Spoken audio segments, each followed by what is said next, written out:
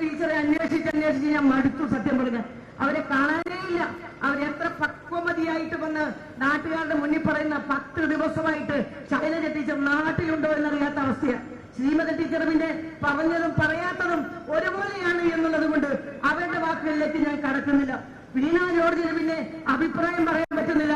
എങ്ങനെയും പിണറായി വിജയന്റെ വാക്കുകൾ കേട്ട് മുന്നോട്ട് പോവുക എന്നുള്ളതിനപ്പുറമായിട്ട് മന്ത്രി എന്നുള്ള ഉത്തരവാദിത്വം പോലും നിർവഹിക്കാൻ കഴിയാതെ പരാജയപ്പെട്ടിരിക്കുന്നു വീണ ജോർജ്.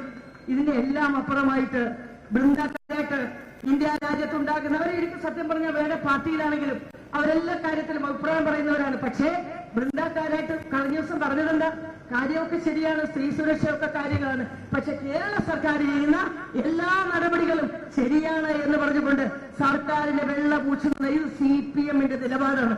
ഇത് CPM, കേരളത്തിലെ CPM-ന്റെ ഇരട്ടത്താപ്പാണിത്. CPM പറയുന്നത് സ്ത്രീ സുരക്ഷയ്ക്ക് വേണ്ടി ഞങ്ങളേ ഉള്ളൂ. ഈ സ്ത്രീ സുരക്ഷ എന്ന് പറയുന്നത് അവരെങ്ങനെയാ വിശദീകരിക്കുന്നത്? മാർച്ച് 8-ാം തീയതി അന്താരാഷ്ട്ര വനിതാ ദിനത്തില് ഒട്ടേറെ പരിപാടികൾ നമ്മൾ നടത്തുമ്പോൾ പിണറായി വിജയൻ ഒരു പരിപാടി നടത്തി. എങ്ങനെയാ? ഈ മന്ത്രിമാരടക്കം തിരുവനന്തപുരത്തെ തെരുവുകളിലൂടെ നടക്കും.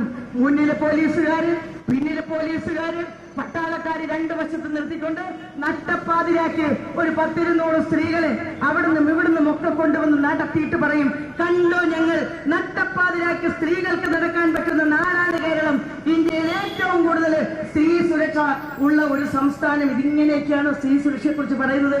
നിങ്ങൾക്ക് അന്തസ്സുണ്ടെങ്കിൽ നിങ്ങൾ ചെയ്യേണ്ടതാണ് ആദ്യം മുകേഷ് രാജിവെക്കാൻ പറയണം. ഇതിനകത്ത് ഹേമ കമ്മിറ്റി റിപ്പോർട്ടിൽ വന്നിട്ടുള്ള പേരുകൾ മറച്ചു വെച്ചിരിക്കുന്ന ഖണ്ഡികകൾ നിങ്ങൾ പുറത്തുവിടാൻ തയ്യാറാകണം.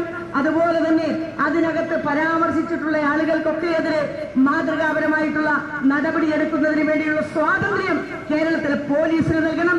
SIT രൂപീകരിച്ച് സ്ത്രീകളെ വീണ്ടും ഇത്തരത്തിലുള്ള പരാതിയുമായി അവരുടെ മുന്നിൽ ചെല്ലാൻ അതൊരു വിരട്ടൽ കൂടിയാണ്. വീണ്ടും ഒരു തവണ ഒരു ജഡ്ജിയുടെ മുന്നിൽ പോയിരുന്ന് പറഞ്ഞ കാര്യങ്ങൾ വീണ്ടും പോലീസിന്റെ മുന്നിൽ പോയി പറയണം എന്ന് പറഞ്ഞതിന്റെ ഉറച്ചു നിൽക്കുന്നുണ്ടോ? അത് വലിയ ചെറിയ ശബ്ദത്തിലല്ല ചോദിക്കുന്നത്, ഉറച്ചു നിൽക്കുന്നുണ്ടോ ഇതിനകത്ത് എന്ന് ചോദിച്ചുകൊണ്ട് ഈ യുവനടികളെ, പരാതിക്കാരെ ഭീഷണിപ്പെടുത്തുന്ന ഒരു നിലപാട് കൂടി സർക്കാർ ഏറ്റെടുത്തിരിക്കുന്നു. ഇതൊന്നും കേരളത്തിൽ അത് വിലപ്പോകില്ല എന്ന് പറയാൻ ഞങ്ങൾ ആഗ്രഹിക്കുന്നു. കേരള പ്രദേശ് കോൺഗ്രസ് കമ്മിറ്റിയുടെ ആദ്യത്തെ പ്രത്യക്ഷമായിട്ടുള്ള സമര പരിപാടിയാണ് ഇവിടെ നടക്കുന്നത്. ഈ പറയപ്പെട്ട ആളുകൾ രാജിവെക്കുന്നത് വരെ പ്രക്ഷോഭവുമായി KPCC മുന്നോട്ട് പോകുമെന്ന് ഈ അവസരത്തിൽ പ്രഖ്യാപിക്കുവാൻ ഞാൻ ആഗ്രഹിക്കുന്നു. ഇനി സ്ത്രീ സുരക്ഷ എന്ന് നിങ്ങൾ പറയരുത്. കുറച്ച് കമ്മിറ്റികൾ കൂടി ഈ സർക്കാർ പിരിച്ചുവിടണം. അതിലൊന്ന് CPM-ന്റെ പോഷക സംഘടനയായിട്ടുള്ള വനിതാ കമ്മീഷനാണ്. എന്തിനാണ് കാശ് കൊടുത്ത് ഇവരൊക്കെ ഇരുത്തിയിരിക്കുന്നത്? വനിതാ കമ്മീഷന്റെ ജോലി എന്താണ്? വനിതാ കമ്മീഷന്റെ സ്ത്രീകളുടെ പ്രശ്നങ്ങളിൽ ഇടപെടാൻ കഴിയുന്നുണ്ടോ? ഇല്ല. അതുപോലെ തന്നെ ജനാധിപത്യ മഹിളാ അസോസിയേഷൻ കുറെ നേതാക്കന്മാര്, വനിതാ നേതാക്കന്മാര് അവിടെ ഇവിടെയും ഒക്കെ നടക്കുന്നുണ്ട്. അവരെയൊക്കെ ഒന്ന് പിരിച്ചുവിട്ടിട്ട് പിണറായി വിജയൻ മുന്നോട്ട് പോകാൻ തയ്യാറാവണം.